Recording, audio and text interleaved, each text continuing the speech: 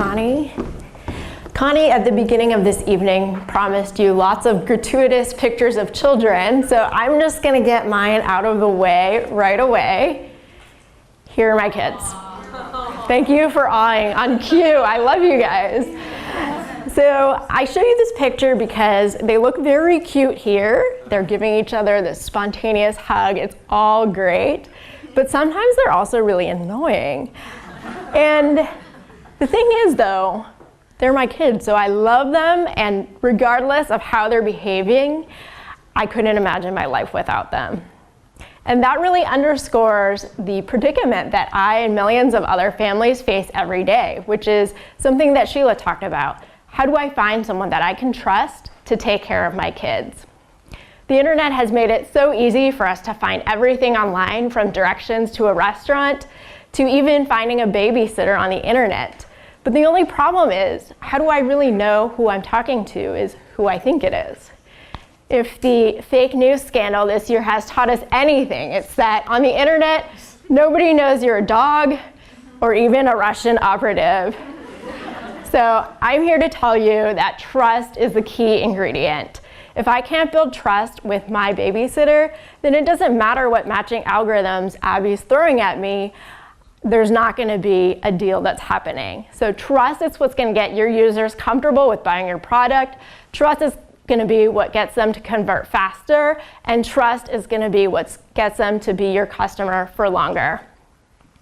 Tonight we're gonna talk about my framework that I use to think about how to build trust, starting from internal to external mechanisms that you can use.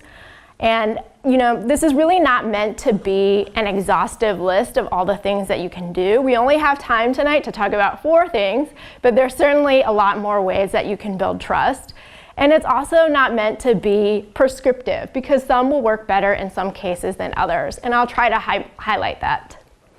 So let's get started on how we think about building trust. The first way that's really, really common is rating and review systems. So recently I was looking for a new patch for my backpack. I came across this pink geometric fox on Etsy, and it's $5, it's super cute. Best of all, when I scrolled down the page, I could see that it had over 2,000 positive reviews for this seller. So with such great social proof, it was really easy for me to make my decision, which was add to cart. Now, I'm not gonna beat a dead horse when it comes to rating and reviews, because I know that you guys have all seen it before. If you've ever shopped on Amazon or eBay, if you've ever ridden an Uber or Lyft, you've probably read reviews, you've probably also left reviews. Reviews are really great from a product standpoint because they tap into the wisdom of your user base, people who are in your marketplace, and they also scale really well. And then best of all, they create stickiness with your supply, because if I'm a seller and I have over 2,000 positive reviews, you can bet that I'm gonna think twice before I leave your marketplace. Another common way for marketplaces to build trust is through guarantees. A few years ago, I went to Coachella, and a few of my friends decided to join at the last minute. They had to buy their tickets from someone on Craigslist. I think you know how this story is going to end. It's like a lifetime, after school special. So we're having a great time that weekend. We found an awesome house nearby the venue. We've donned our festival best, and we walk up to the gates. And what happens? That's right, they get denied at the gate. It's just such a devastating feeling when you've traveled in to go to this marquee event, you're really excited to see your favorite bands, and then you don't get in. And that's exactly why StubHub has a fan protect guarantee, because they know that when you're buying expensive tickets, the last thing that you want to have on your mind is, am I going to get in or not? So by having this guarantee in place, they're able to transfer the trust so that you don't have to trust the seller on the other side of the transaction. You can trust the platform instead. Guarantees are great when the platform is intermediating the transaction, when it's a high dollar transaction, or when it's a very rare item. But what happens if your marketplace is not selling a thing, but it's actually selling a service through a person? And this is where verifications come into play. So if you've ever had to answer a question like, which of these addresses have you lived at in the last 7 years? then actually you have had your identity verified. Here's how it works. Let's say that I'm listing a house on Airbnb, and this is a gorgeous house in Napa. Unfortunately, it's not actually mine.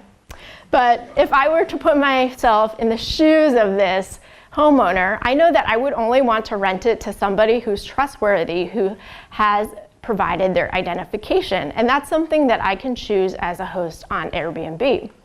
So there's so much technology developing right now in this area, and the cutting edge is AI and machine learning.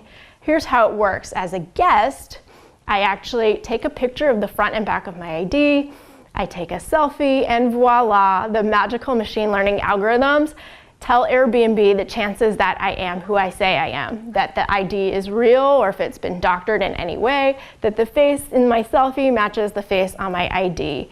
And that makes me as a host really comfortable knowing that the platform has done this verification on my behalf. Last but not least, we come to certifications. And this is something that's external to your marketplace. So if I think back to the summer of my junior year of high school or the summer of SAT, I can still vividly recall every day after summer school riding the Muni to go to my summer job, and I would open up my Cracking the SAT book or flip through my SAT flashcards, and all of that effort was done in the hopes that I would score really high on the SATs and be able to get into the college of my choice. Many of you may be able to relate to that.